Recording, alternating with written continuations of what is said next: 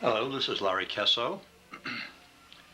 I'd like to welcome you to my studio again. It's Sunday afternoon, the 11th of October, 2009, and I'm about to embark on a journey that I'd love for you to come along with me. What I'm attempting to do is a portrait of a lady who is going to have a 101st birthday, and I'm going to be attempting a style that I've adapted from studying John Singer Sargent. Now, by no means am I inferring that I can anyway capture John Singer Sargent, but I've studied his methodology, and I've actually, like so many times when you study other artists, your interest is not in copying per se, step by step, the way they did it, but it's just nice to try to figure out the steps. And you always, if you're attempting to find truth, you're always going to put in your own information and your own methodology, and so this is what we're doing here.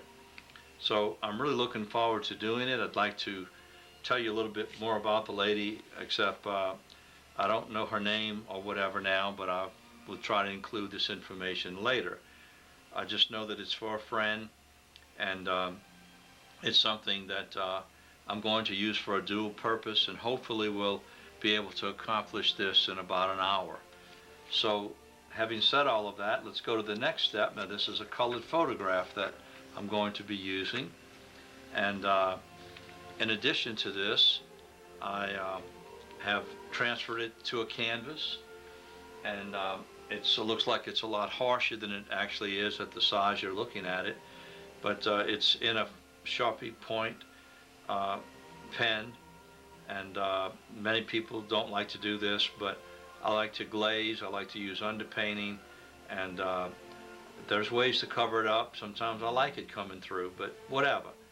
Now, in addition to the ink lines, I also have some lines in here that somewhat indicate where the light areas are going to be.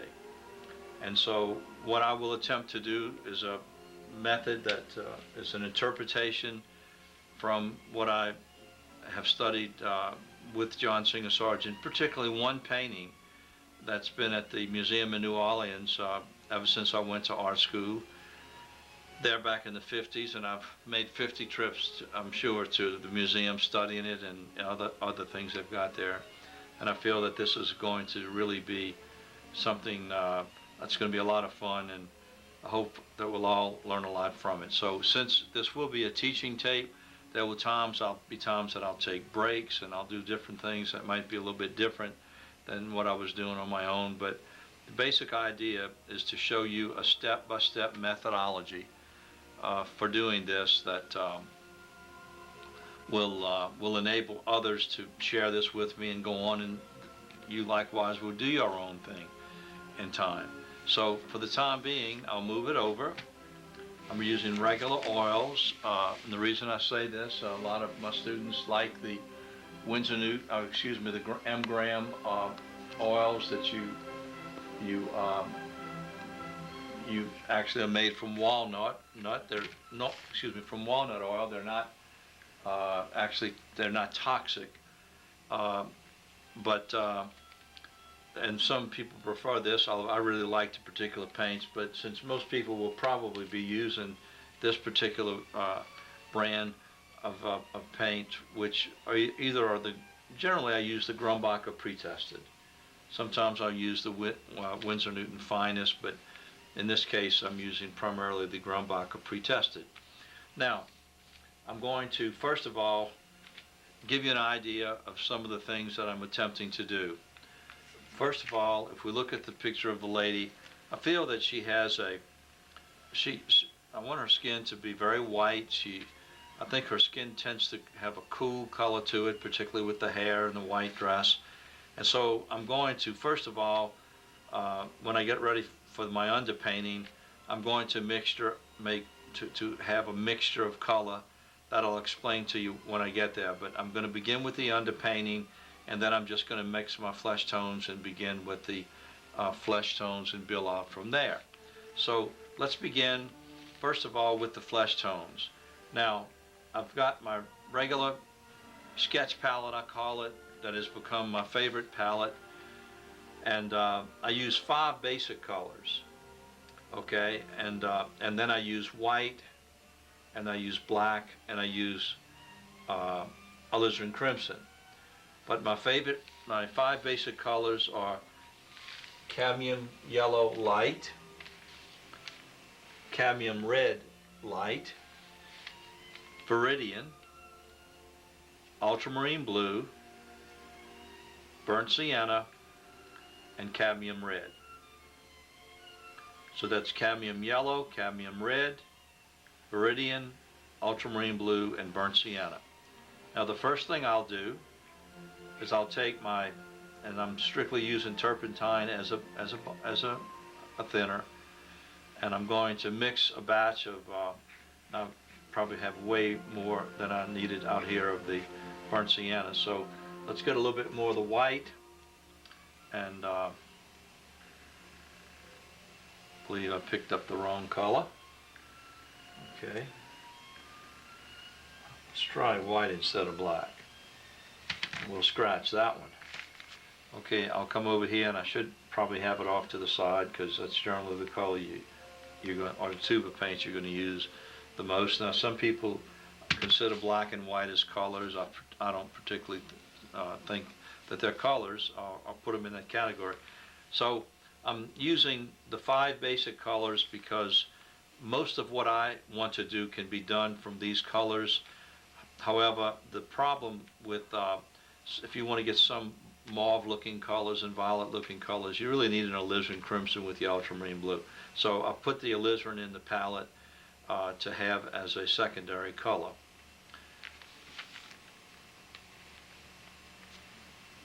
Now, the first thing I want to do is let's go back, and I'm going to begin with my white, which is what I should have done. Now there's a little trick on this because see, we have a tendency when we want to mix a color, let's bring this in a little bit closer.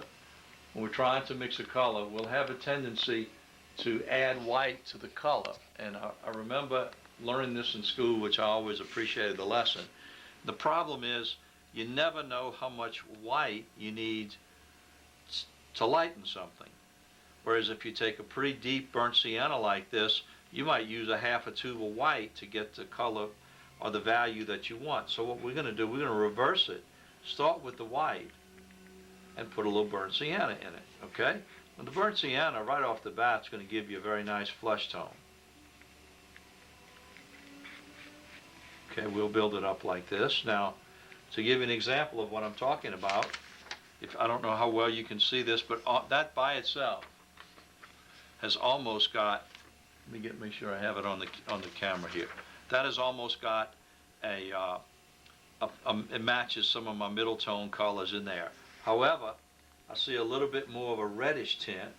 We have to remember the lady's 101. A lot of the pigmentation will be going out of her skin color. So we're going to go back to use a little bit of red in it just to kind of brighten it up a little bit. Now, I probably went a little bit too far with the red, and so I'm going to bring it over here. In fact, let's keep it together because that's going to be a good middle tone. Get some more of my white, and I'm going to add just a little bit of this flesh tone. What I like about oils is I can play with it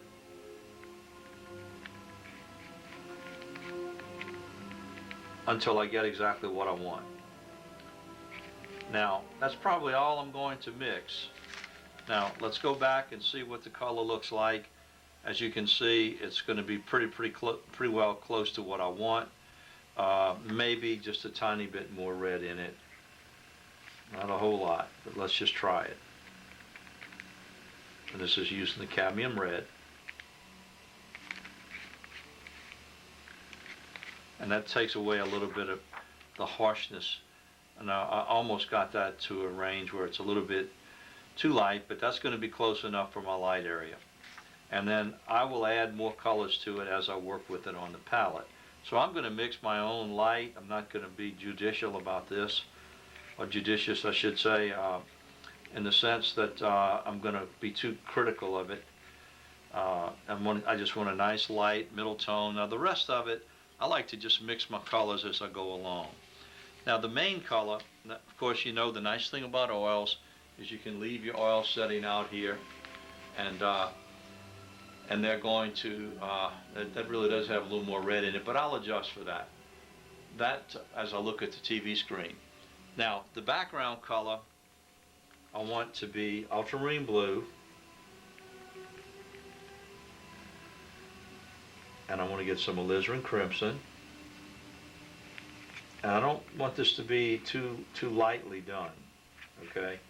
I want it to be a good strong middle tone to dark, but I'm going to kind of, when I put it on there, I'm going to blend it quite a bit, and I'm going to make it very transparent, probably allowing a lot of the undercolors to come through. Okay, now again, I know I have to have more white, so let's get it out here. You know, I keep grabbing, I don't know if you've ever used these colors now, but they write the titles on them so small that I don't know who can read them really. And they have about 5 different languages, and a lot different than when I was coming up with it. Okay, so we're going to come like this. Now let's get a little bit more of the white in it. Let's just, now let me move this over a little bit and make sure this is on the screen. I want to get quite a bit of this. Okay, I want a nice middle tone.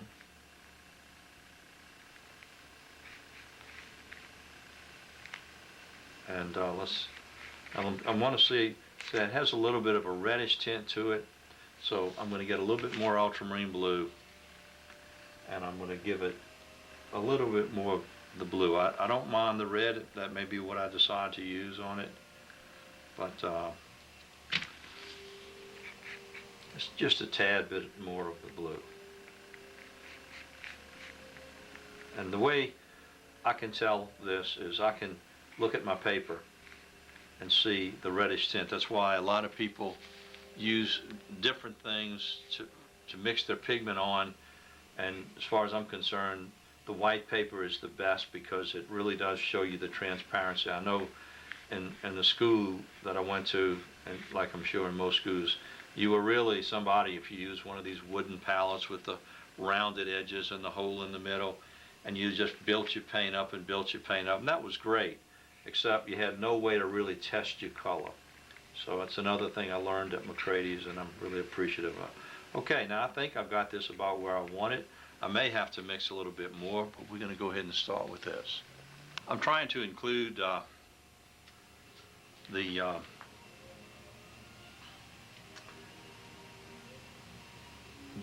colors with the canvas that I'm working on, just to give you an idea of how I mix the turpentine with it and move it around and things like this. Now, I've got me a little bristle brush here, which I strongly recommend you get the straight bristle. And we're going to come in, and I'm going to begin to put this in like this. Now, I think this color will be fine. I may want to lighten it later. And I'm actually going to go over everything. I'm going to bring it down here, bring it to this area just about right here.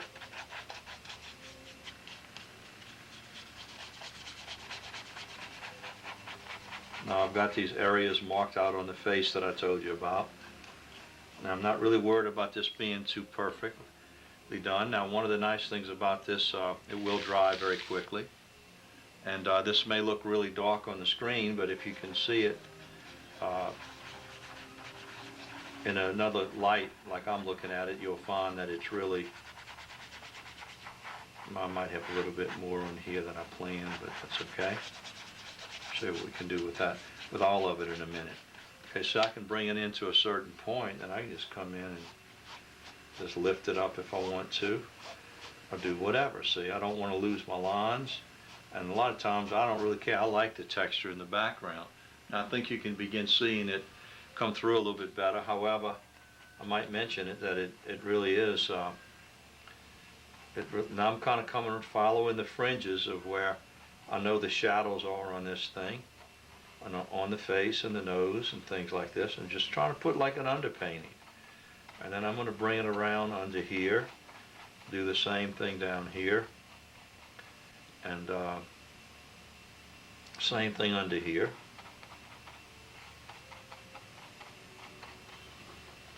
Now, as I look at it more, I wonder if I should have put some more blue, but you know what? I don't want to second guess myself. So I'm just going to bring it on down. As it dries, where it might maybe a little bit dark, I'll run my brush over it, move the pigment around. I purposely want it to be kind of textured. So I'm going to come in now, dilute it a little bit more. I'm going to bring it all the way down here. Now I can see it goes up this area here, and then it kind of comes around, follows all of this, and then maybe comes down a little bit under here. And for the most part, the rest of it's going to be relatively light. So we're just going to do this, leave that area showing, put a couple of areas back here maybe. And again, I'm not completely sure about this color, but I don't worry about it.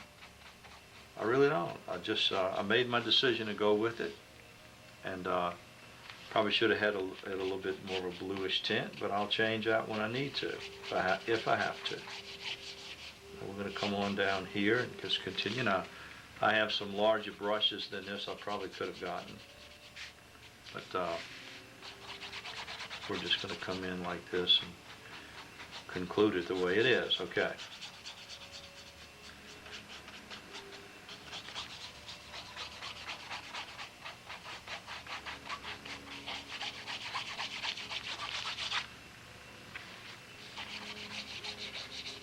I don't mind at all that it's streaky. I'm purposely doing it very lightly and very loosely. Now this will dry pretty quickly on its own. However, for myself personally, I see a little bit of a small area coming under here. Maybe coming up here a little bit more. Following that, okay.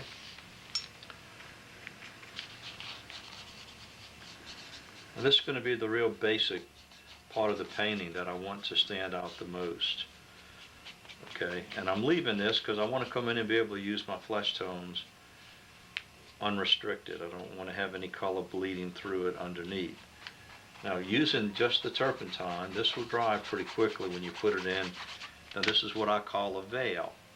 Now, as I come around here, I'll look at it, and any direction. Now, again, this doesn't give you a good feel of it, but any direction that I feel like it's too dark, I'm just going to take my rag and come in and take some of the color out.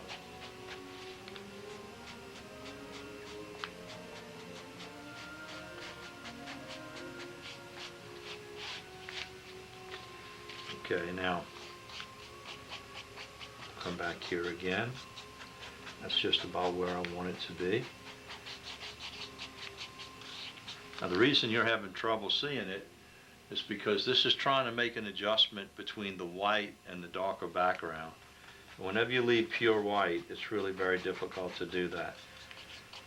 Now let's say if I was in a hurry, or I was impatient, or for whatever reason I decided I want to do this, I wanted it to dry quicker. Take a blow dry. And I know a lot of you will think, well, I didn't think you could do that. Well, I don't think you couldn't, personally. You know, I just don't let that word can't get in my way. I just try it. It's like painting oil on top of watercolor. All my life, I heard that oils and watercolor, you can't blend them together. But I'll tell you what, when we finish this, I'm going to just dry this off a little bit. Now, most of this is going to be still wet, but this is pretty dry already. Now, what's nice about it is I can come back and paint this area in there, but I've also got my my color already pre-mixed, where I can come in and pretty well do whatever I want to do with it. Okay, now let's Let me clean my brushes here for a second and I'll stop, because this is actually the point that I'm going to have you stop in the workshop, and I'm going to take a picture of this, and that you'll have a reference piece with that, and then so we stop where we don't count this part of it in the actual painting. So let's put it on pause for a second. Okay, we'll try this at the elevation that I've got it at right now. I won't be doing this through the whole painting, but I would like to in the beginning at least to help you to see this as I do it and mix the color particularly. Now I've got some small flat brushes that I normally use with this. Now I can already tell looking at this that I want to soften the skin tone a little bit, that pinkish color. Now again, I just dip it in my my turpentine, and I'm coming over and I'm taking a little white. I'm mixing almost pure white with it. Okay, and let's go ahead and start putting this really pretty flesh tone on there.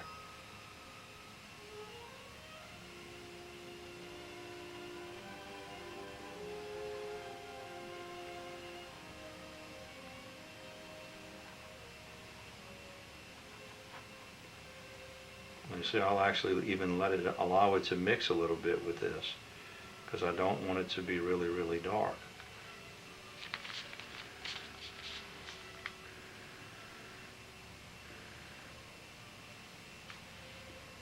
Now, I'll take a smaller brush, and where I think I want that to be a little stronger now. Now she's got a lot of wrinkles going across here. I'm debating about whether I want to really put that in there or not. But I'm lightening up my colors a little bit.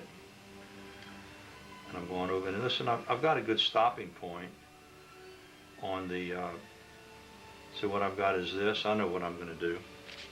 I'm going to do this. And then I'm going to come back and I'm going to take pure white pigment. And I'm going to come across the top of this. Let's see if I can get this to stand out and work for me. I'll do this, and then instead of a straight pattern of light across her forehead like this, it's actually showing the lines somewhat just by the white and the direction of the white. Now, I may not be picking this up exactly like I want, but that's okay. Now, let's drop back a little bit now to the regular color, not again using a little more white with it. Now you remember the first tone that I mixed. I said it was a little bit too pink, but I'm satisfied with that color because I want to just continue on across with it now.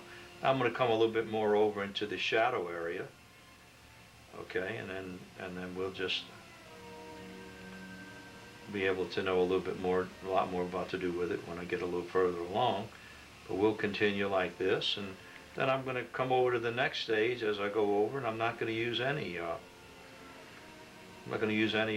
white with it at all. I'm just going to use this the first tone that I mixed. Okay, and this is just like about an 1/8 inch brush, using it along with that other brush that might have been 1/4 of an inch. And I'm just going to continue with this all the way across here. Now, when I get to this section, what changes, okay, now this, I've already got my other color under it, and I want this color to come through. But I want to actually begin to get a little more transparent with it now, to the point that instead of having, this is not blending with the color, by the way, but what I'm wanting it to do is just to come around here now and actually do it transparently enough to where instead of looking like the bright pinkish color I've got back there, I'm going to let it kind of blend with this and let it go over till I've got almost the complete darker tone in that area. Now I might go to a little bit more of the lighter stuff here to kind of bring this out a little bit. But one thing I noticed already is that got this in here a lot, the shadow part of it a lot further out than I wanted it, so I'm just going to come back to here and let's get some of that little lighter color with it now. Mix a little white so I can blend that like this, bring this color over. I kind of overshot the mark on that, but I'm getting pretty close to what I want. So we'll do that, and we'll continue with a little bit more of the darker tone. You see, I don't want that deep color to stand out, but as I go, I want a gradual transition, but I'm looking for that cooler reddish looking tint to stand out, you see.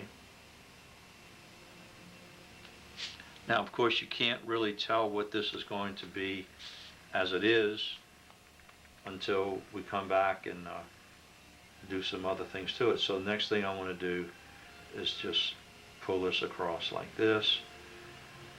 Okay, now I know that this is pretty close to what I would like it to be, but I don't really know where I'm at with this until I do a little bit of the hair. You see, and this is what most people forget in every aspect of their art. You can't do one part of it, not complete what's next to it, and expect to be able to form some kind of rational conclusion about what it looks like. I dropped some other reference pieces that I've got here on the floor, and we'll come back and get this alone. Now, looking at the screen, I can tell it looks probably a little bit reddish, but you see, that doesn't mean it's going to look like this in here. And I'm going to have all that background out in just a minute, and let us get a much better idea of what it looks like. But the one thing I would like to begin to do is I'd like to clean my brush using this little small brush again, and she's really got this light section coming up her head about right here. It's like light lines, and I'm going to do it with the roundness of her head, and this is really about where the lightest part of her head is going to be. And then I'm going to go to one of my smaller brushes, maybe a number 2, and I'll take my darker color that I've got down here, and I'm going to mix a little brown with it to gray it down. It's pretty diluted. I don't want too much color in it.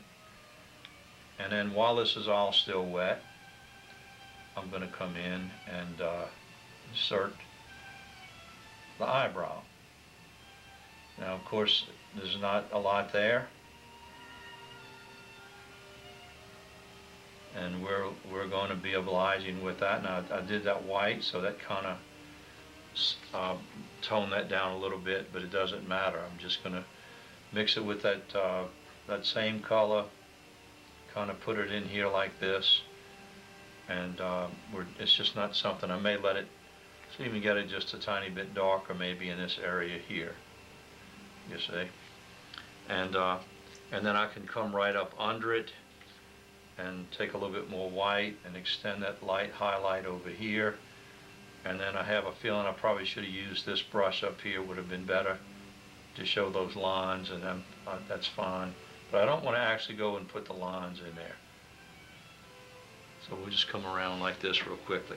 Okay, now I've got a good feeling about this, and soften the edges of this right here. So let's leave it, and the next thing I would like to do is come back over here, and we're going to take some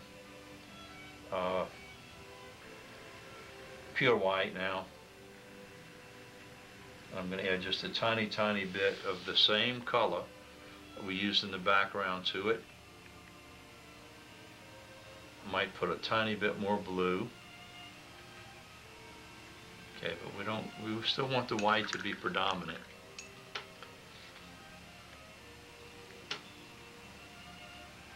Okay, and that's what I like about mixing this as you go along. Now, what I like to do this up against here while it's still wet. You see, because I can take what I'm doing here and blend that edge. And then I'm going to do the same thing here. I'm going to kind of do, now this I might do a little bit darker. And really, if you look closely at the photograph, you don't really see hardly a line of distinction between our hair and the side of the face at all. And that's sort of what I'd like to lead into, except I'll come back with areas like this now, and I'm going to really have the white highlighted areas, okay? So we're going to have a little bit here. Now we're going to come around here with a relatively toned down version, so letting a lot of the underpainting come through. And there's going to be another lock of hair coming around like this. Now, what you can do, I can really use a lot of this white and just come around and begin pulling out a lot more highlights. You see, and then just indicating again some of the pure whiter sections, and later as this dries I may have to put in a little bit more. Then I'll go back, take the white, mix with this little bit stronger color, and I'll come back in and put my darker section in like this. Now what I have a feeling I'll have to do on this is later just come in and use a lot more white when it's completely dry.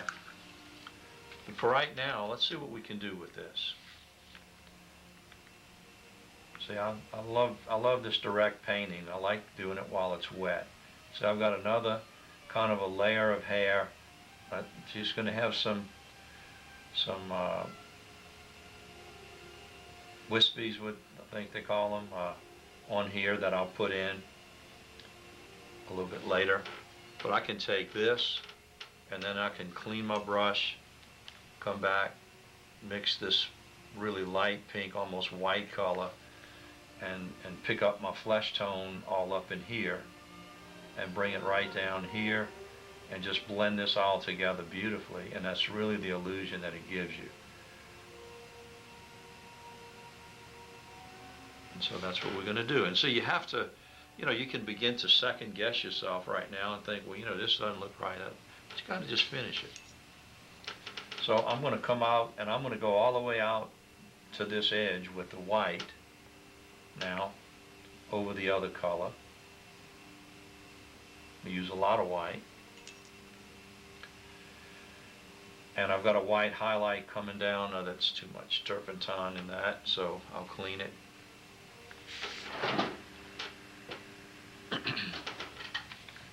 Okay, now you're getting the idea of the color. So let's just bring this down where I can do it a little bit closer for you. Now if I didn't know any better, I'd think I was out of my mind using that kind of background that I did.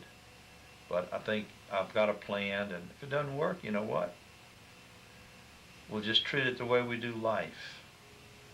We just make up the rules as we go along and change it. Now this is going to be like this. And now the clincher on something like this, now I'm going to have a little bit of my darker gray. And see, to me, I'd much rather use a color like we're using any day than to use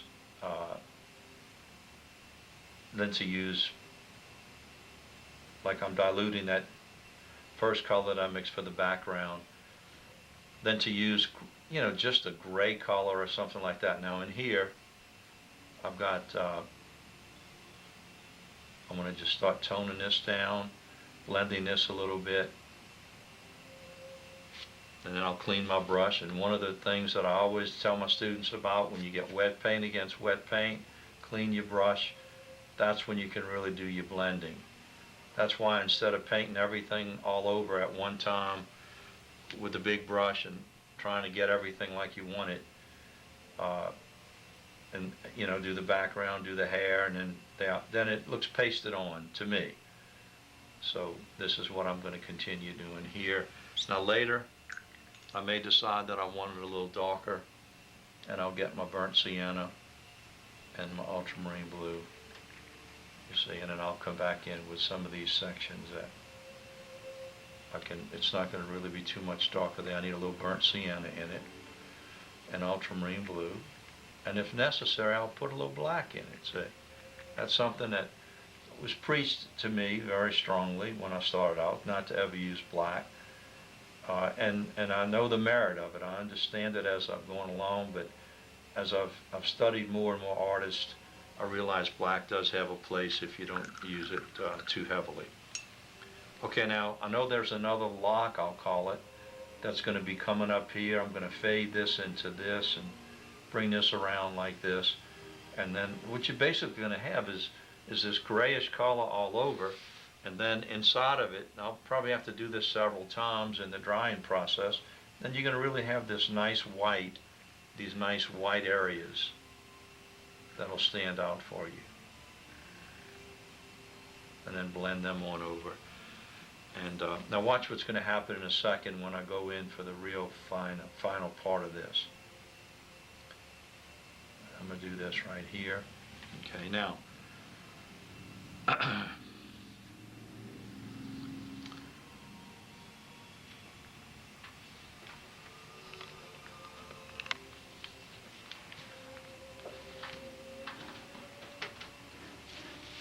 Now I've got to make a decision on that background as to how dark or how light I actually want it to be. And I have thought about, no, we're gonna go darker. So now again, see, I'm just gonna take and mix my color. I'm gonna take again my basic blue and my red.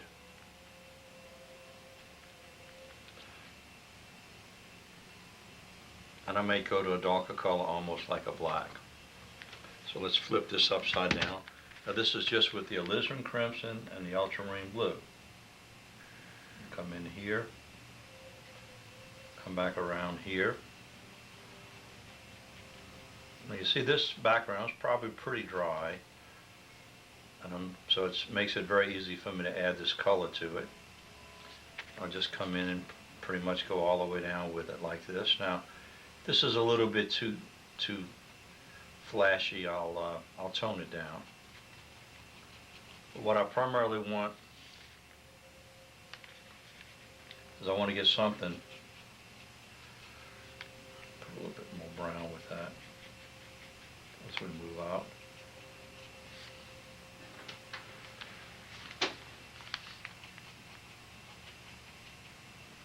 And maybe even a little bit of black to gray it down.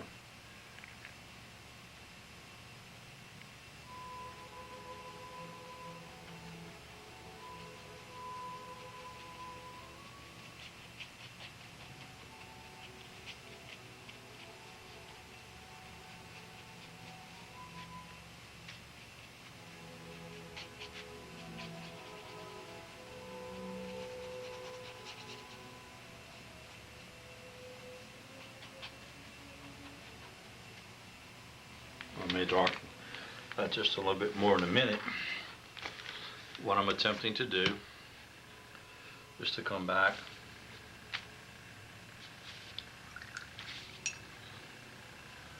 take my my round brush now. This is the number 4 round, and I'd like to get me some of the pure white pigment. I may have a little of the other color in it. And I'd like to come around back here now, paint that right up against what I just painted, and mix it, soften it, bring it down. Now, we're not quite ready for any of the wispies yet, but I like those wispies. That's where you can come in and take your small brush, take your purer pigment. And I'm taking a lot of white now. Now, at this period of time, you're going to really feel like you don't know what you're doing, and there's a reason for it. Because right now, I don't really know what I'm doing. Okay, I really don't. But I know I'm going to soften that edge, blend that together somewhat, and then, but I still want to retain the wholeness of this coming back like this. Now I notice that as it kind of comes behind here, I can round it a little bit more, come out with it like that, just slightly. And then so it's not too noticeable, I'll blend it like that, you see. And you can come back and forth with that. Take a little black and would put, or this other darker color if I want to put with it, to get it a little stronger, you see. But you have to, this is the fun of it. It's uncharted territory for me. Might sound strange to you, but it really is. So having done that part of it, I want to come on back up, and I'm going to do my next larger layer of white. Now I know, again, I'm not doing this really heavily, but you see as I come up there, that's all still wet. So I'll do this, bring it around like this. And then sometimes I know it's going to be a little darker right in this next area coming over, not real dark, but I'll blend it and allow that light area to come through. And then I'm going to come around like this. Let's make sure I got the shape of it like I wanted here. See how nice and soft that blends in with it. I'm going to lift this up for a second just to see if I like that background. And jury's still out on it, but I can do something else. But I know that right up in here, let's clean this really good. Okay, right up in this area, I'm going to have a continuation of this area like this. Now notice now you come in and you do this, and you have to just use pure pigment, maybe touch one or two things at a time. Don't go over it, don't blend it. Now I'm beginning to start being able to put a little bit of highlight in there. You see, and then this is going to continue, and it will come up all the way up here. Let's get a little more white.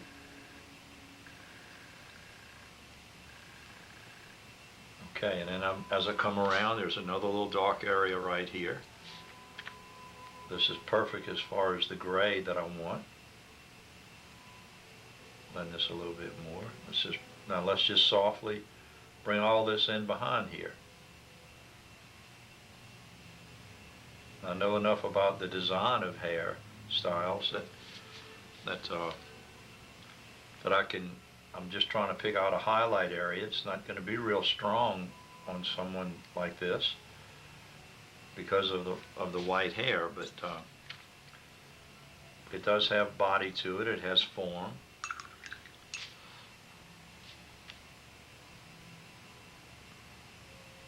And once I've established what I'll call my template here, I'm pretty well going to know what to do on the rest of it, you see. Now the only thing I might want to do now is just start bringing some of this around a little bit. Soften that. Same thing here.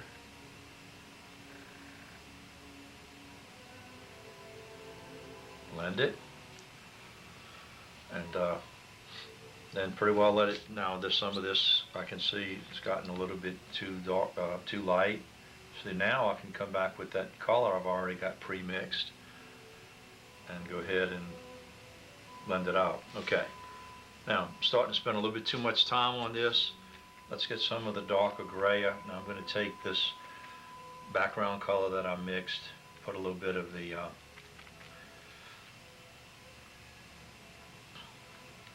put a little bit more brown with it, burnt sienna.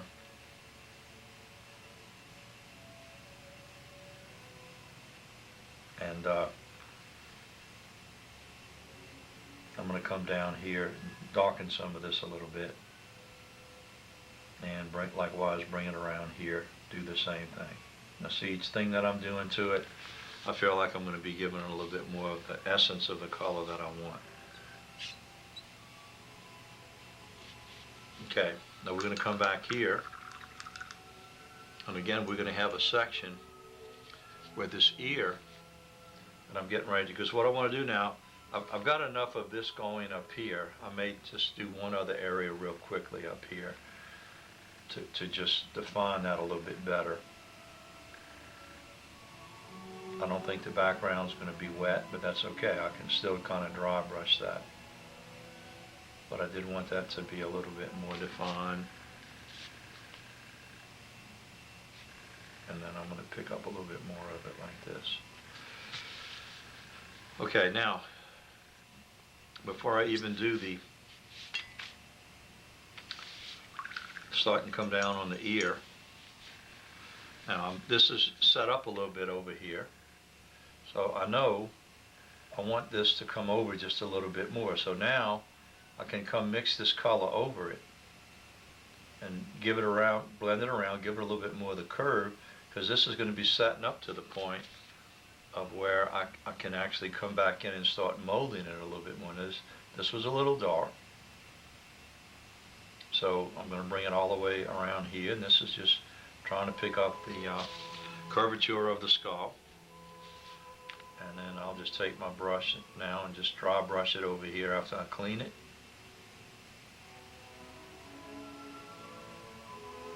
Bring it all the way around like that. And again, when I come back and put the other side on, that'll help that stand out a little bit more. Okay, now there's a couple areas up here I'm going to soften while I'm doing this, because I'm getting a little too fussy.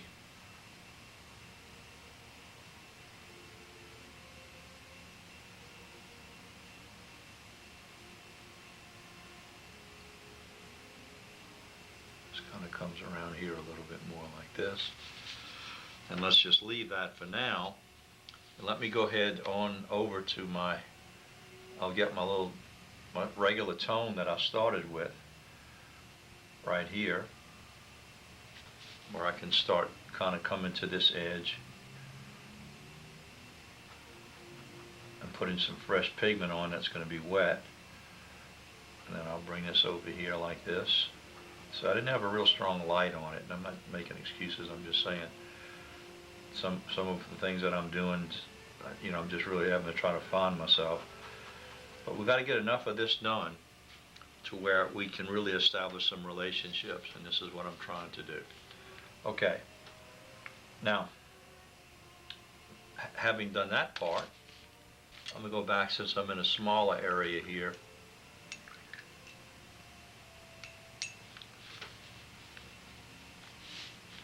Now notice what I'm really doing is like I've always told you from the beginning. I'm taking my time to establish. Let's begin now with taking some of our darker tone, going around. Now remember, I'm depending very heavily on this color coming through.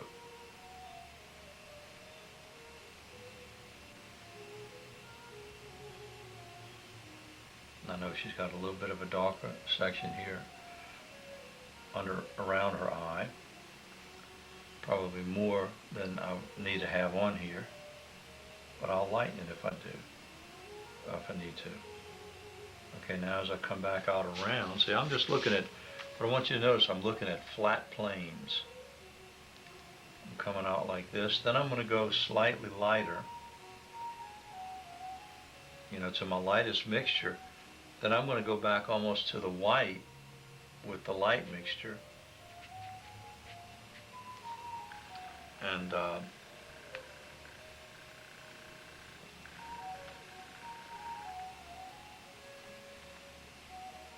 as I get out here where I didn't put any of the other pigment, it's going to really jump up. And that's the idea. Now I'm going to really carry this all the way around. Come all the way to here. And then I know as it goes around, it's going to be a lot darker, so I'm going to put more of this color in it. And then I'll likewise, on my original color that I mixed with the ultramarine blue, alizarin, and so forth, while I've got that on there. Now see, I'll come mix a little bit of this with it, and it's going to immediately start toning all that down and softening it as it goes around. See, now notice there's no real bright white up here. Other than it is lighter across the top, starting about right here, so I'm going to blend this in a little bit more also. And now under the lid, we're going to likewise put a little more tone in it as far as color and value and this type of thing. So I'm going to start here and here.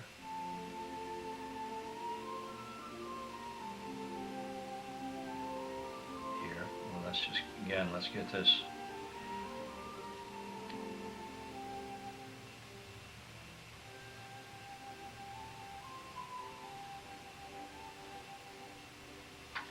darker section there in there. Then it does begin to become pure white and pick up some white highlights. So I'm going to take the pure white,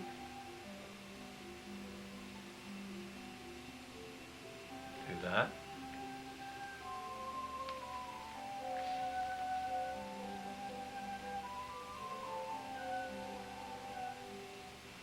And then as I come around here, take some of my strongest skin flesh that I mixed again, bring it all the way around. I'm back up to that point on those glasses that I want to leave, and I'm going to show you why you have to just keep plugging away at this stuff, okay? Now see, when I do this, I don't know if you can see it or not, but the color under it comes through beautifully to do just exactly what I want it to do. And then as I come below here, I'm going to come along the bottom, and I'm going to paint all of this in also.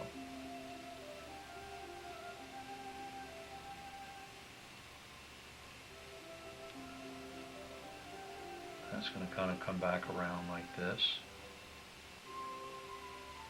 Remember, you're the artist, and your primary objective now is if you want to make the person look pretty or make them look nice.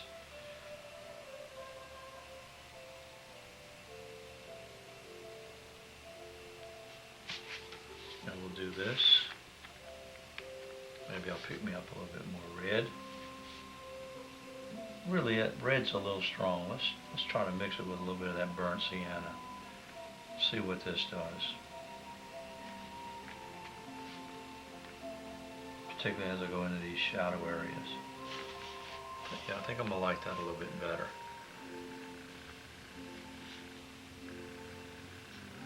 Okay, now got a lot of darks coming down here, and this area right here is quite a bit darker. So we're going to mix that burnt sienna looking mixture here.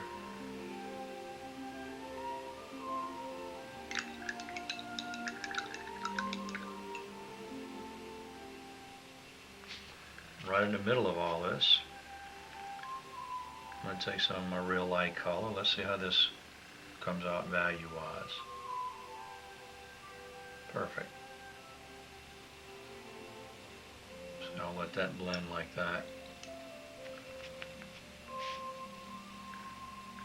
And then just soften it. Not only will I soften it, but I'll soften the whole color. That is a little bright. But I'm going to leave it on there for the time being. And just come over and take some of my deeper flesh tone. I've got one area there I've painted in a little bit too dark. Right here, if you can believe it, you'd ever hear me say that. So we're going to do this and come around.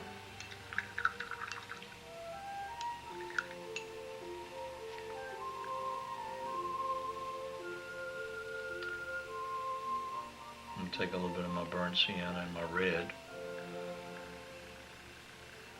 Pick up a little bit of it up here.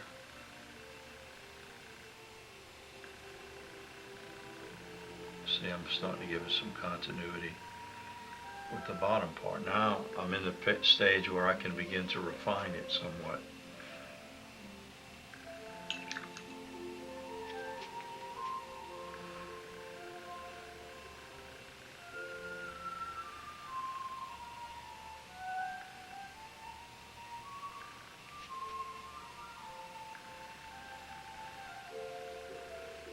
See what's nice about this, like right here. I know that's too straight of a line, but now, I don't know whether you can see the details or not. Now you can start coming in, overshot the mark on that one. But you can begin to put in your light sections and your wispies and just all the different things that start softening it up. And then coming on the bottom down here, See, it doesn't have to be any color. As long I'm not using white, but I'm using a lighter flesh tone, and you just need something to kind of give it some connectivity. And now that's looking really good. See, that's the part I love. That's where I like to be at with this. Now let's tone this down just a little bit here. Way too bright.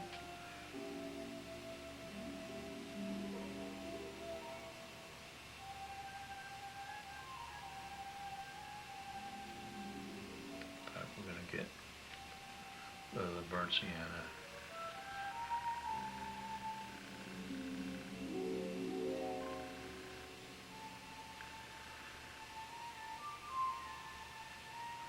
We'll get some of the burnt sienna in the red and really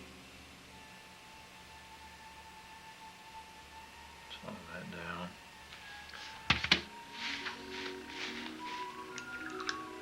And we'll turn it upside down here. And what I love now is you begin to be able to make up things, you know. It becomes a creative experience. Like right here, I got that way too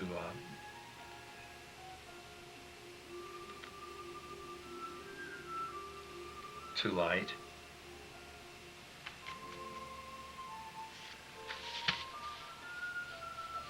So what I'm going to do now is clean my brush, but had too much turpentine on it. And I'm going to come in with some of my darkest color now.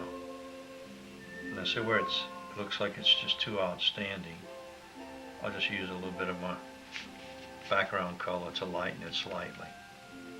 And then I can easily go back now to some of the lighter colors and start putting stuff like this in. I can come across here, start putting all kind of stuff like this, you see. Now you begin to give it some harmony and let all of it begin to kind of blend together like you would want to do on a person like that. And then behind the hair, back here, you've got little areas that you, whoop, that wasn't a little one, was it?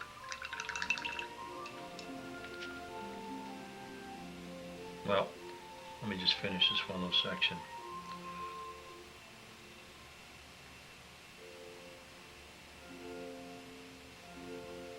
And we'll come back to that later. Because I do want to finish at least this eye and finish down this part all the way down to here. And I'd like to get the face done tonight. It won't be a 1 hour wonder, but I don't really care about that. A lot of the timing, a lot of the different things are going to be really directly related to the subject. How complex it is, you know, how clear it is. Like, this is very soft, so you have to really play with it. I see this is not supposed to be a harsh shadow line here, so we'll pleasantly end it like that. Okay, now let's go to the eyes. Before I do that though, I'll go take my lighter color.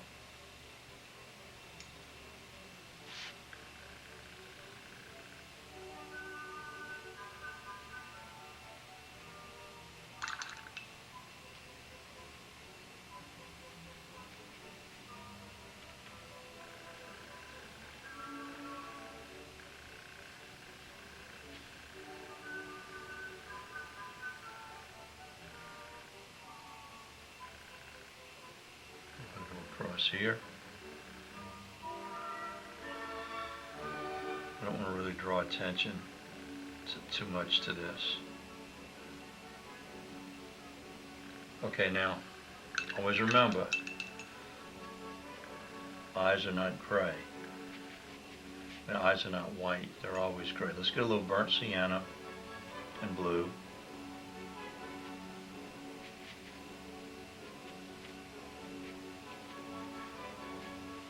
See if we get a nice bluish looking color, gray.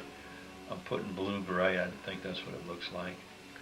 Just have to be close enough when you don't know, you know. Okay.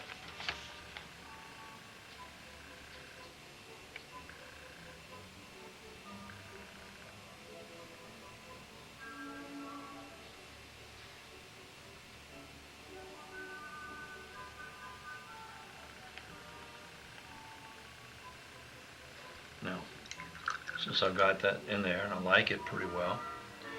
I just have a feeling that this really is a little bit more bluer than it is gray. Don't ask me why.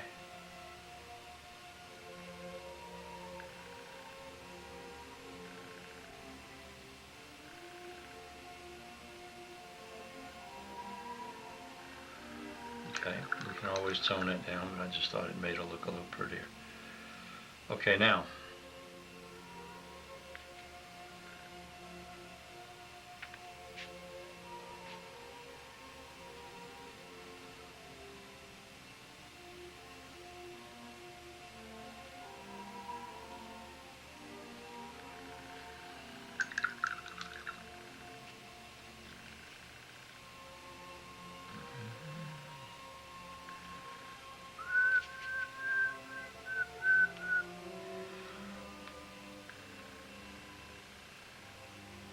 wish everyone knew the joy of painting. Be a lot better world.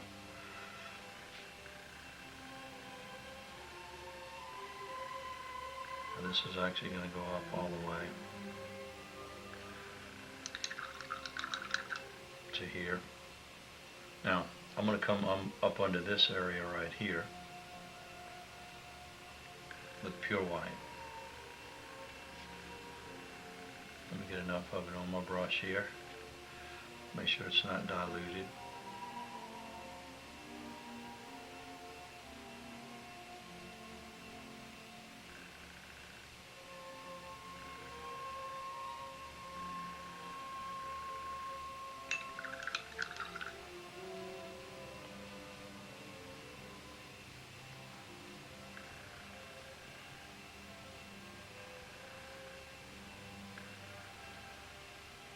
Now she's got a fairly large white highlight area on that cheek there, right up below her eye. So I really want to make sure that I capture that. And then we're going to have this just come around a little bit more like this, a little bit more like this. Now I'll let that set up for a couple of minutes. It's not got the tonal quality that I want it to have, but that's when you can come in later and you just do things like this, you see.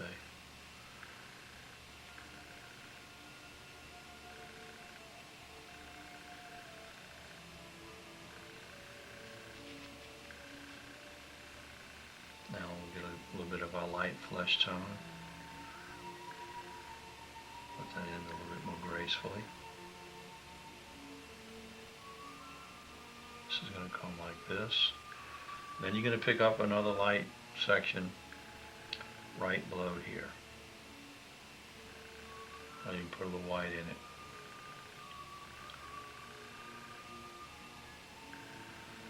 And then this should be a lot lighter down here. But again, this is not really necessary to get this part perfectly, because a lot of it you're just suggesting it, leaving it to the imagination. So I think that's what we're going to do. Okay, now a little bit more of a lighter tone. It's actually this lighter, a bit lighter color comes all the way around here, like this. And you pick up a little bit of it in here.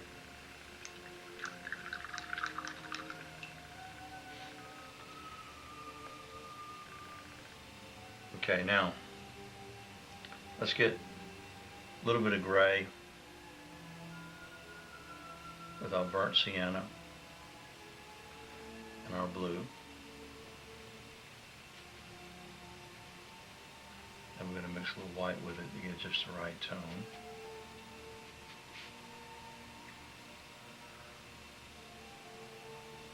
And it'll amaze you when you look into it, because it's really not white.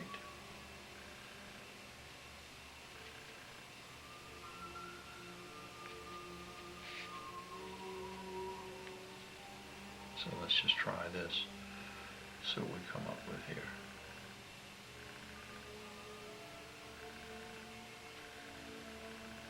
This is softening it very nicely.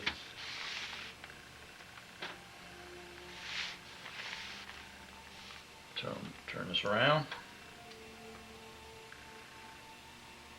Now you realize that after I get this first part of the face done, really the rest of it I may not have on the videotape, and you can just go ahead and continue with it. But we're gonna have enough on everything and make sure you understand it.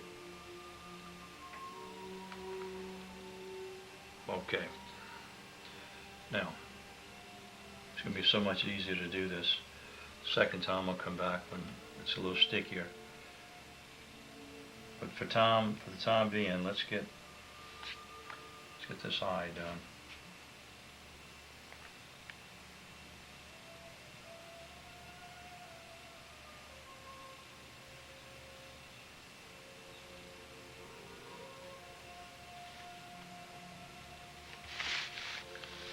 Okay, now see, that's going to be just enough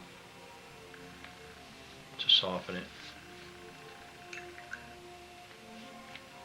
And then we're just going to have a little darker line under here. We don't want to put any distinct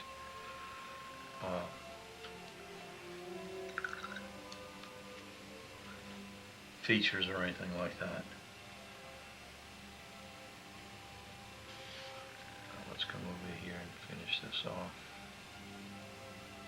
Okay, now next thing we want to do, we're going to take our ultramarine blue,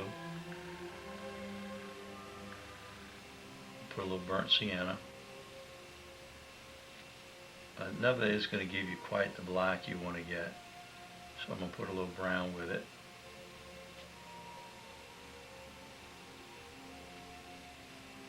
Okay, now right up under the eye, I don't want to make this real strong, but perfect.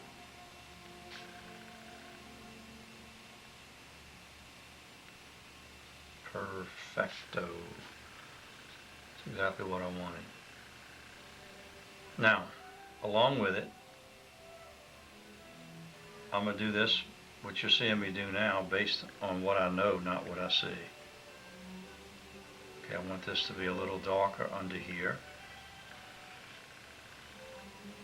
I might come down here, show a little bit of the roundness of the pupil. But any of you that have taken Portrait 101 know and understand that we want the pupil to touch the top of the eye. So, boy, you really start losing that part back there. We get a little bit more of that. This is really interesting to study. I'm very pleased with it now. Now, see, so when this dries, I'm going to talk about a 5-minute operation to come back and touch a lot of it up and change colors. But I've got enough of my basic pattern established now that it's just really not going to be a big problem whatsoever.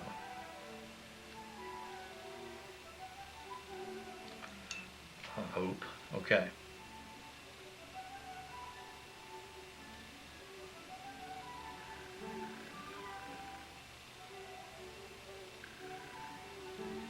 I don't want that dark line going out all the way to the edge like that.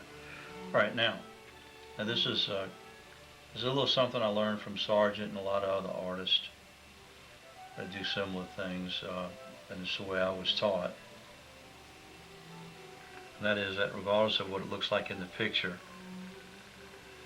I'm going to have a little bitty shadow going across the bottom here, and a very small one going over here.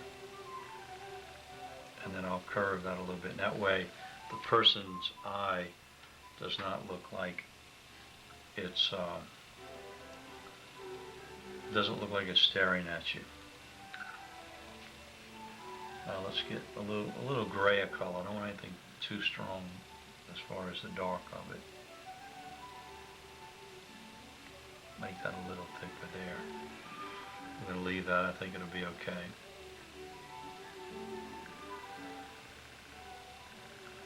Okay. Then clean my brush. And come back like this now. So I've got white against that blue. I've got edges beginning to appear. I just want to lose it. And let's get a little bit of this burnt sienna color here.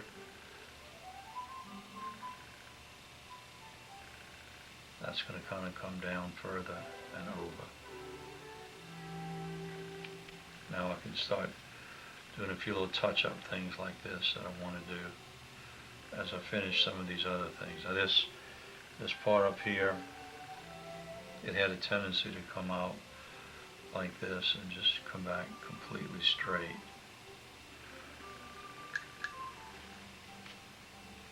So we'll blend that accordingly. And again, who's counting in here? You see, I'll notice every now and then there'll be a little area that, like, I don't want to leave so stark, so I'll just take a little color, glaze it over what I've got on there, and blend them together, you see. Gives me just the right amount of shadow.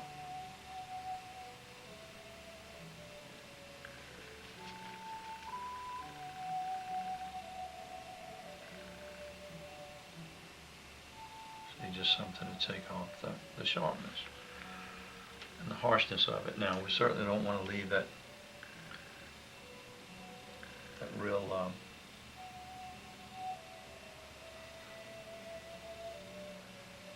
dark line above her eyes, so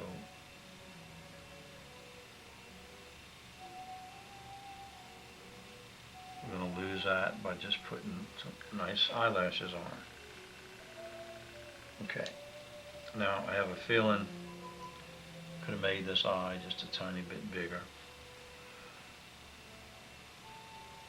So I'm going to bring it down into this, around here. Pick it up a little bit more like that. And then where I put the pupil, I didn't notice it too much. But as it starts drying, I'm seeing it's a little harsher than I wanted it.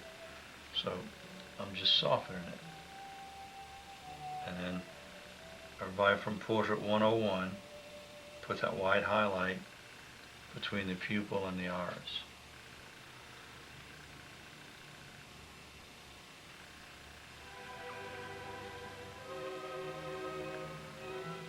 Right at that corner like that.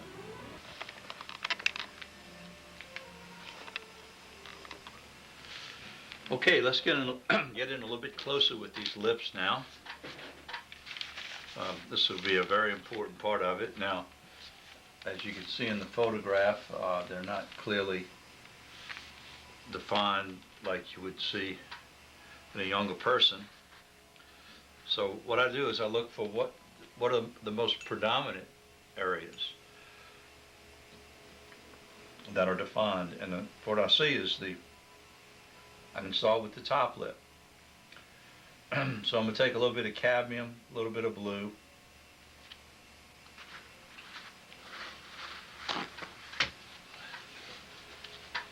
cadmium red, a little bit of blue, tone it down a little bit,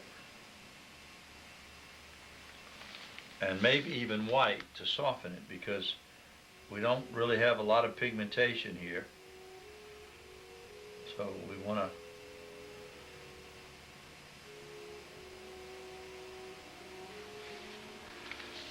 let's just try something out and see.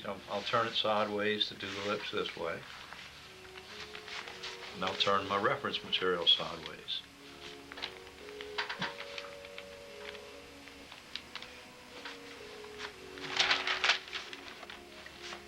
Okay, now we'll just start over here. And again,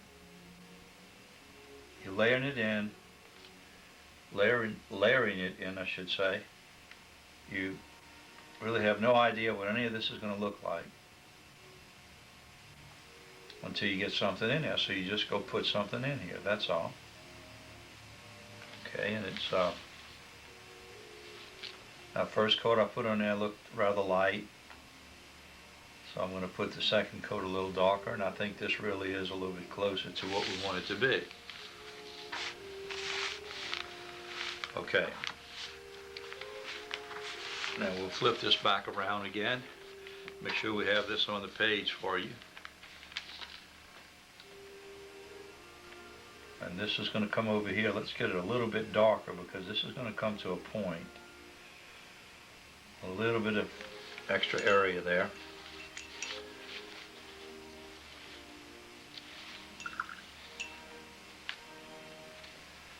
Okay, now we'll get a little bit more of our pigment. Soften that edge a little bit.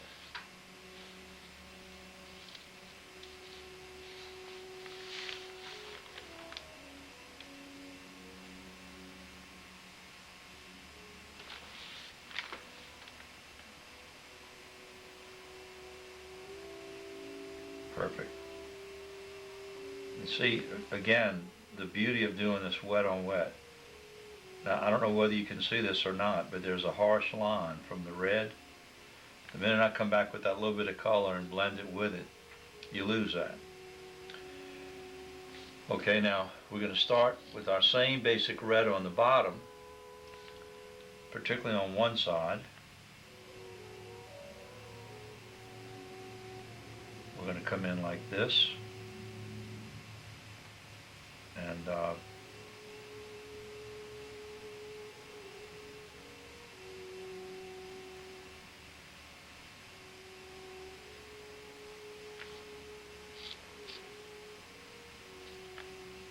you really, if you break this down into values, this could be a lot, really intimidating.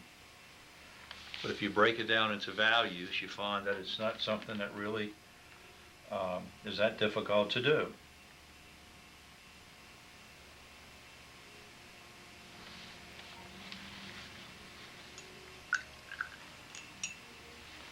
Now, if we have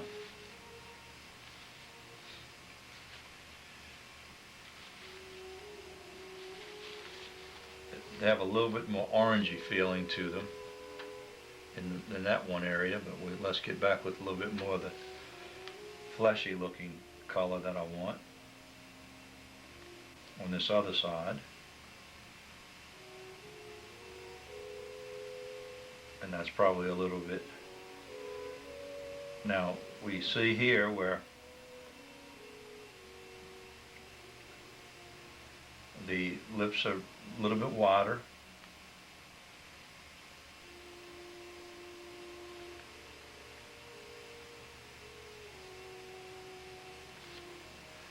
Now what I like about this that we can pick up is that over in this darker side there's a little bit more, there's a little lighter area that kind of picks up where the muscle kind of rolls over a little bit. I'm able to get my brush to work pretty good on that right now. Get just a tiny bit more highlight.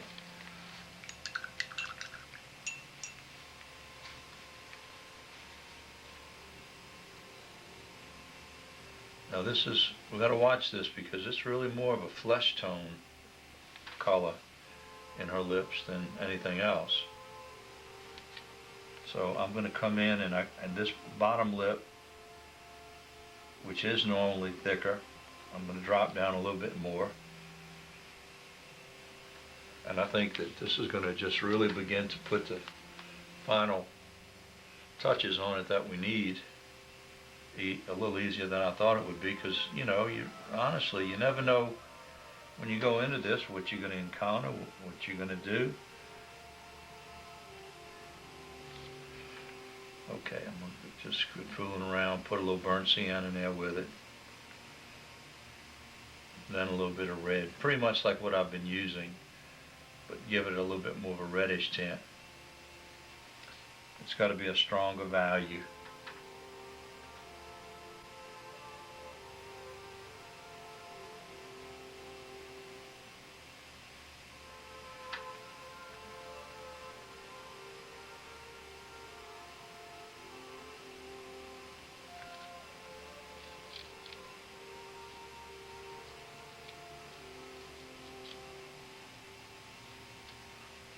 Still needs to be a little stronger, yet not in a shadowy way.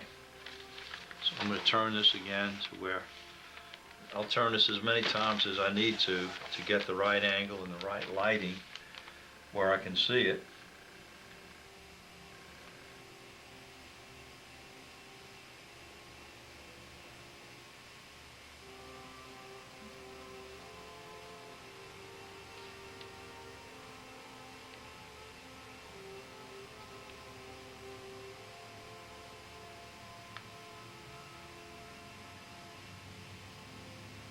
I think I'm getting what I want here.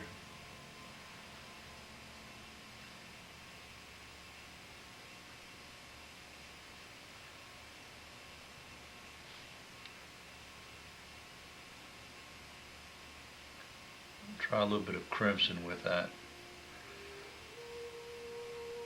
Kind of get away from this orangey look.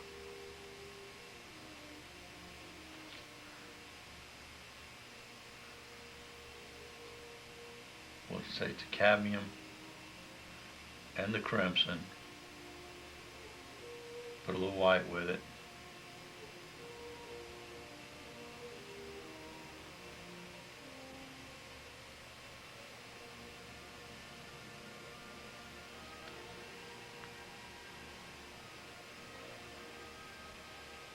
I think I like this a lot better.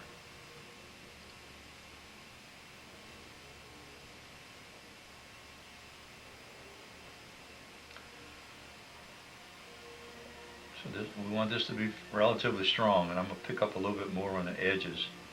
Okay, then we're going to kind of lose it here. And then it's going to get a little darker, and then this lip going towards this way is going to really be a lot thicker.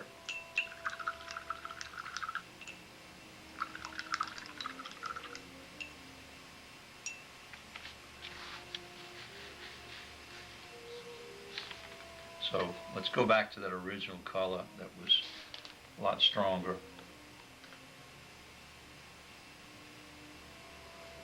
And maybe we'll make this much thicker coming back around here now.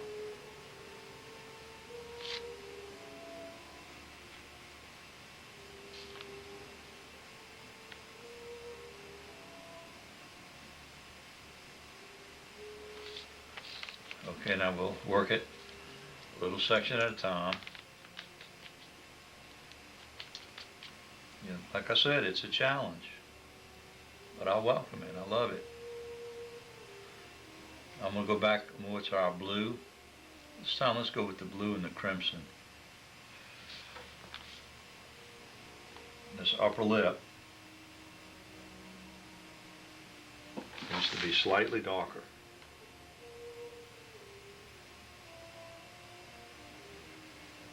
And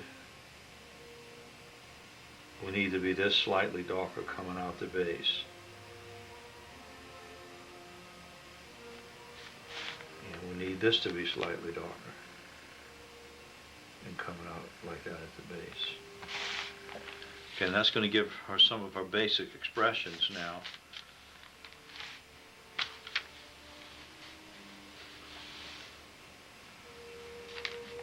Coming back here, we want to kind of almost lose the definition.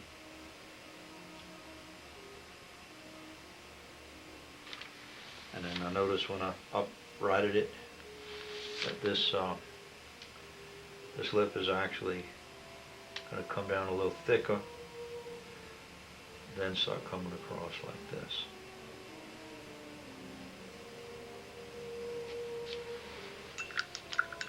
And never forget, when you're doing things like this, you have two things you can work with. You can work with the actual shape of the lips, but then you can also put some of your pigment in it behind it to get you the right mixture.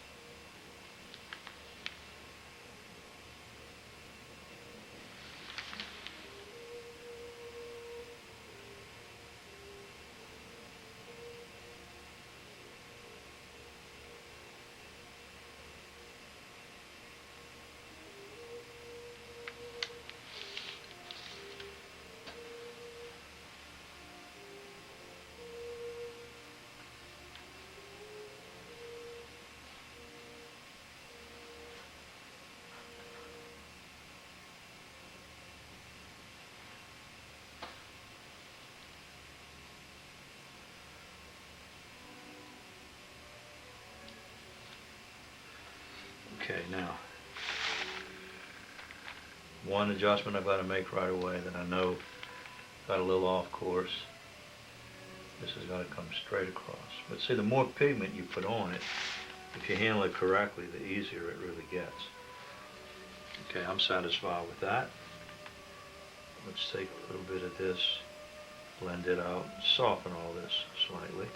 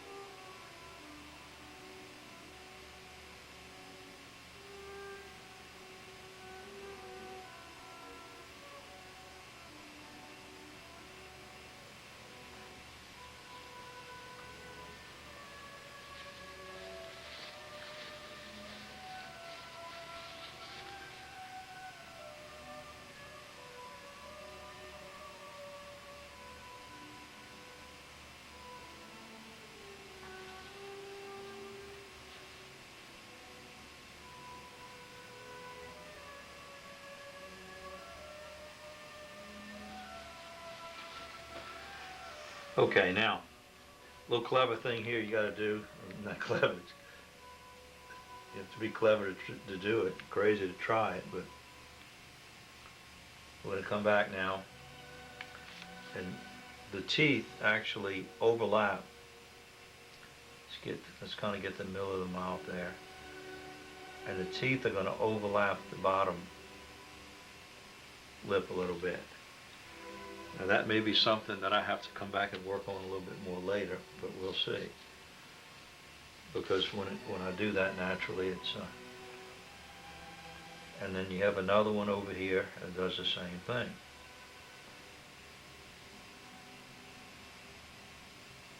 Let's make sure we get this straight here. Now we've got a little. Now that I've got it, I think basically like I want it as far as the shape goes.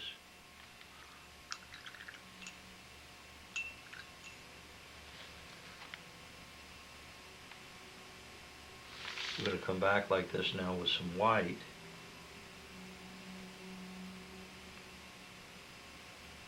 And actually define this a little bit more strongly. Let's see if I can get it to flow like I want it to. Because we don't want this to be something extremely noticeable.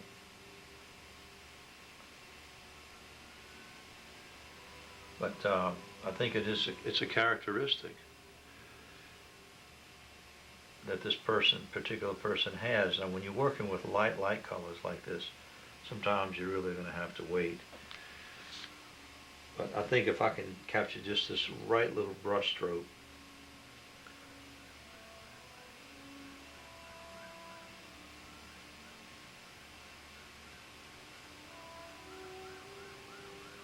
I think I'm close.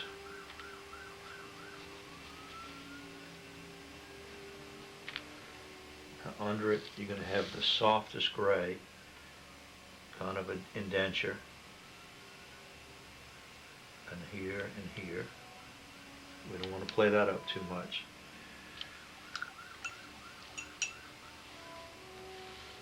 And then on this opposite side,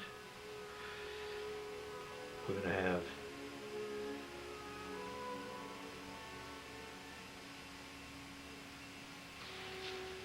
get something really quickly up here.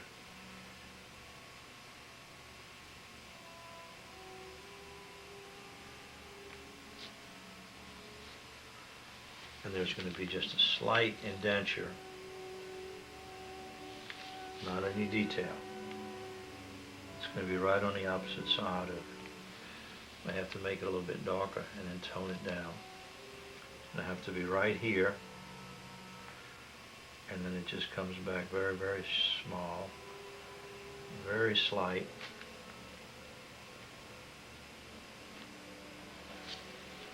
And that's going to be very close.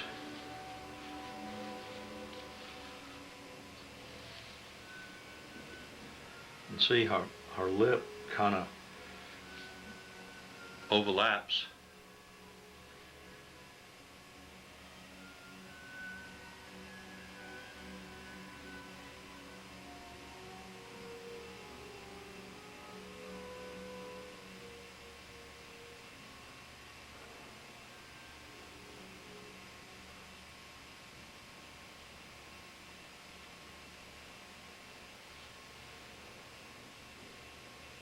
Her lip overlaps, her bottom lip overlaps her top lip on both sides, actually.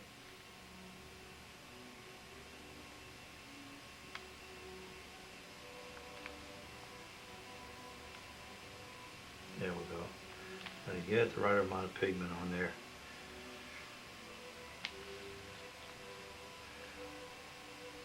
We want to come back and sort of redefine that upper lip again.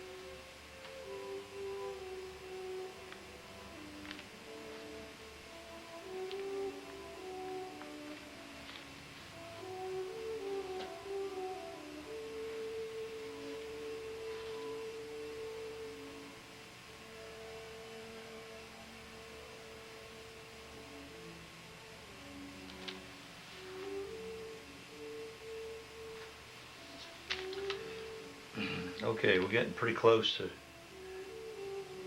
pay dirt on this thing. Then you gotta, using so much white, you gotta let it set up and come back later and play with it. And then you can really manipulate it almost exactly like you want it. Okay, get a little bit more of this pigment coming down here now.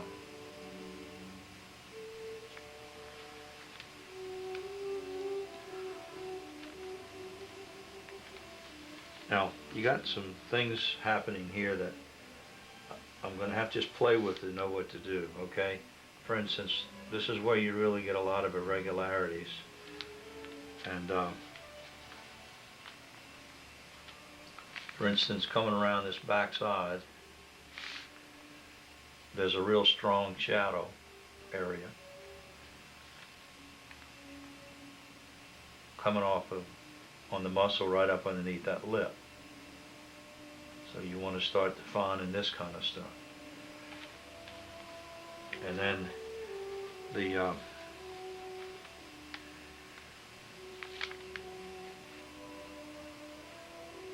exact contour of this is a little difficult to read, but we'll come around and it comes quite a bit back in like that. I'm going to have a lot of shadow area. Blend it. Pretty characteristics like this that sometimes I feel make the difference. So we're going to bring that across and leave it like that.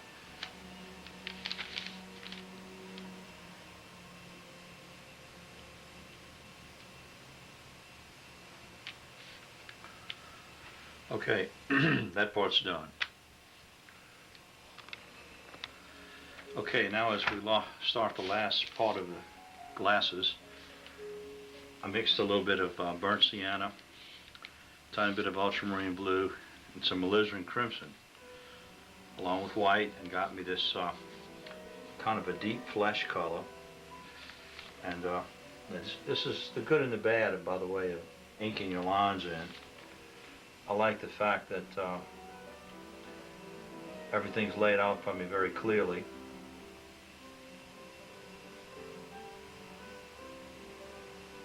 And I can come in and see my lines, do everything that I want to do,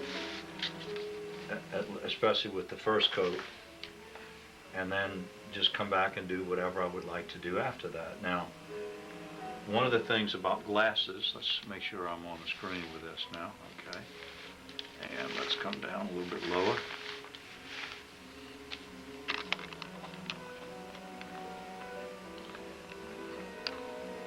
It's like everything else. If you just don't forget, now this is not going to pick the color up real good, but it's going to give you the ability to see what I'm doing. Don't forget that if you get the basic color in there correctly, which I'm doing right now, I'm just laying in a flat tone and a middle tone, by the way.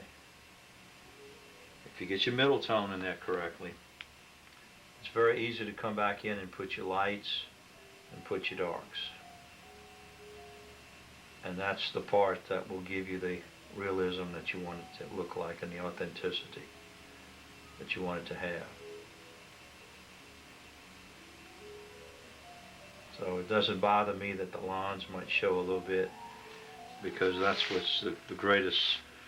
And coming back here, I add a little ultramarine blue and burn over to it to darken it as it went back. But that gives you the ability to bring it around and actually see what you're doing for the most part, which you could never do if you were just trying to draw these in and do them at this time. And when I come back and put the highlights, as you're going to see in a minute, let's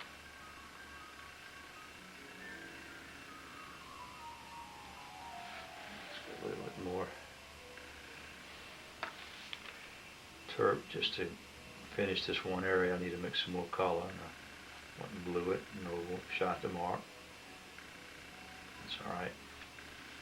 Okay, now I've got my main color in there.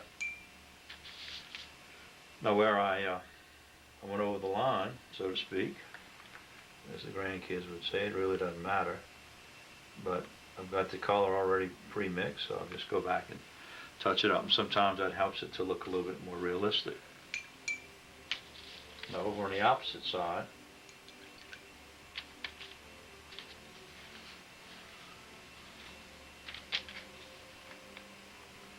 then I'll go back to my pure white, and I did overshoot the shadow.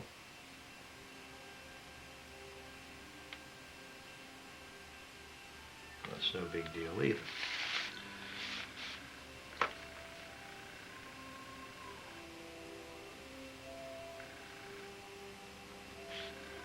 However, I do think that, okay, I'll leave it as it is now.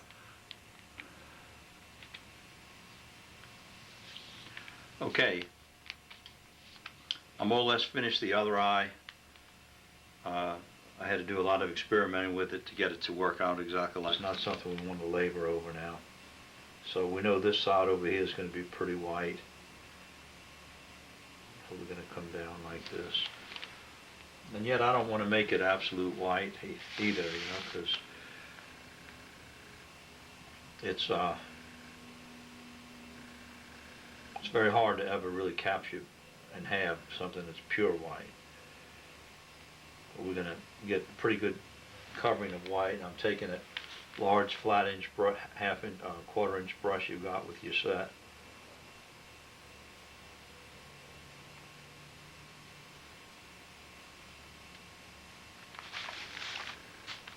just going to bring it around like this.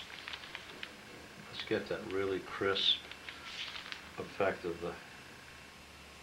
the blouse coming down like this.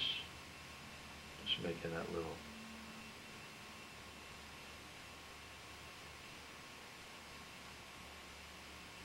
crispy turning there, coming on up here,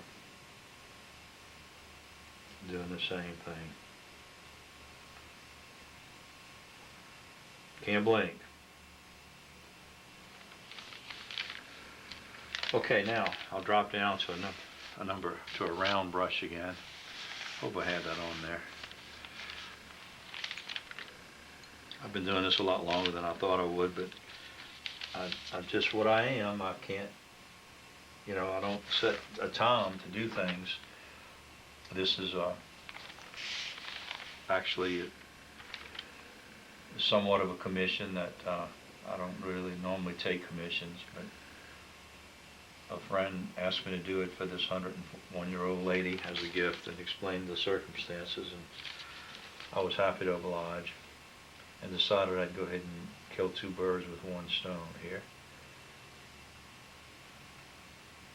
So what we're going to do, I want to have this part going around into the flesh tone to really show a little bit of a rim. And after doing that, we're going to take the white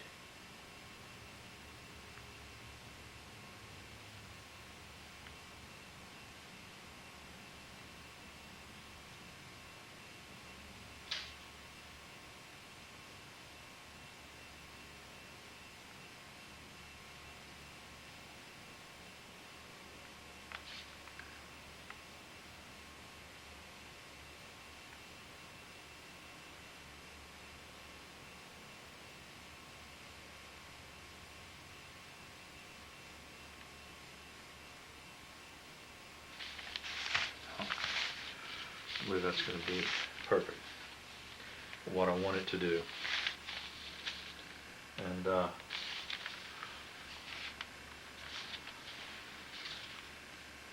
to get this again where I can see it. It keeps wanting to slide on me. I can see it clearly on the screen. Make sure y'all watching what I'm painting. Now, towards the back of it, even though it's a brighter area, I want to tone it down just to, where the light really is hitting pretty strongly. I still would like to either tone it down. I'll come back here with some of this darker blue right next to it, like this, and start blending them together. And of course, you know how we split the hairs. Take our brush, do this.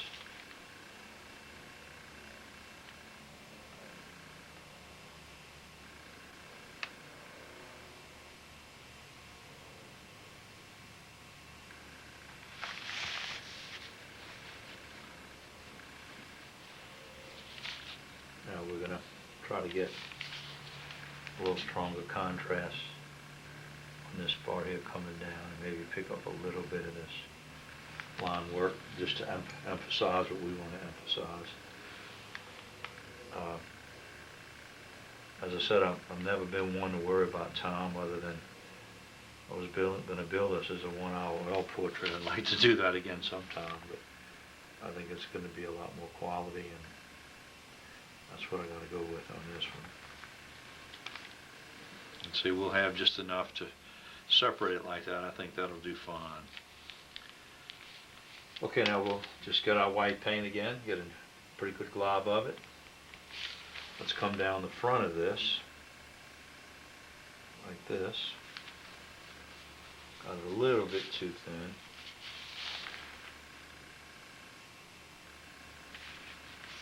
Turn it like this. Now this is going to come down very straight. I love getting this brush where I can do it like a sign painter.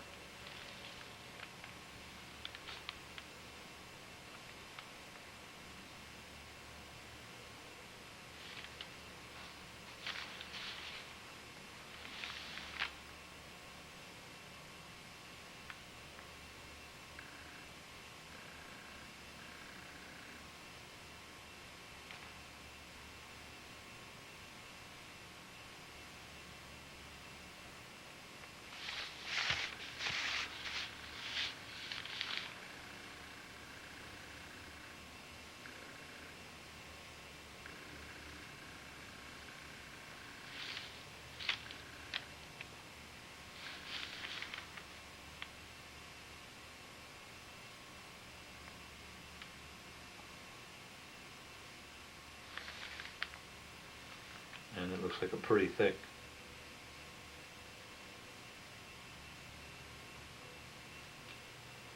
little area there. So we'll come down like that. Now, what I'm going to do, I'm going to start coming into some of these other areas now that are lighter, and I'm going to do just like I did on the hair. I wanted to really get the collar in there like I wanted it. So we're going to just come down like this, dilute it a little bit, soften that edge, and wash it right on down. And I'll come back, get me some solid white again, kind of hit it and just let it blend into there.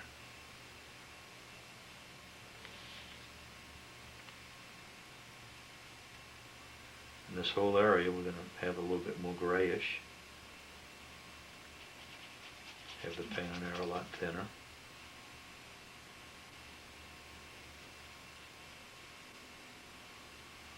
So it doesn't have the same intensity throughout the whole picture, because it's not, it really doesn't have that.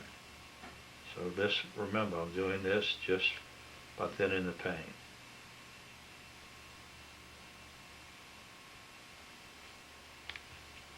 So I'm going to come straight across here and do all this, and I think I'm going to just come up and do the same thing here. I think this is the closest I'm going to come to what I want by just diluting the pigment.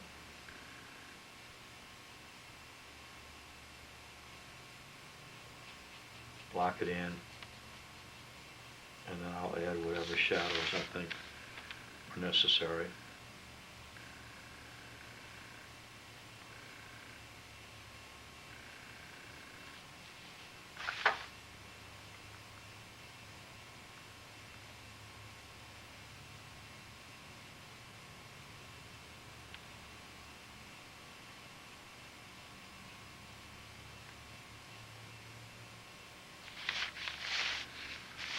Blend it over a little bit.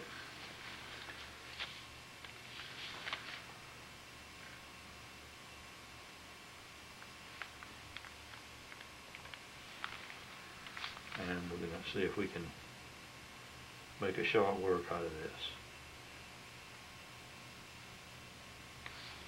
Now I'm going to do about half of it on the video, and see, I'll have some lighter areas coming in like this. Maybe some lighter areas right under here, something to break it up, but not keep the intensity of what we've got on the collar. And then we can even possibly come in with a little bit of our diluted color like this, the underpainting color, and maybe break it up a little bit more, soften those edges, and not try to say too much with it.